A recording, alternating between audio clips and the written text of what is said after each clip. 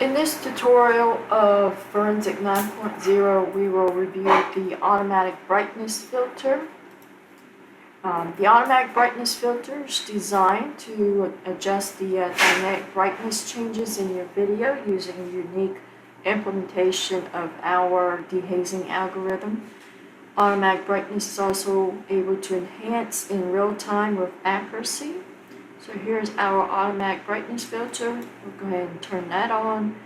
We can adjust the level of brightness here. And we have the radius.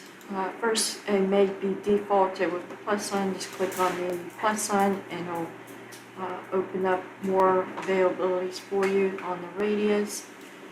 You can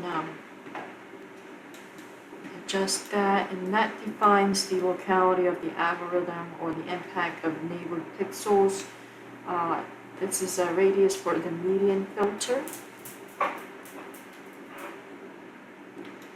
And next, to determine the level of subsampling of the input frame, or how much the input frame is reduced and then processed, we have the quality.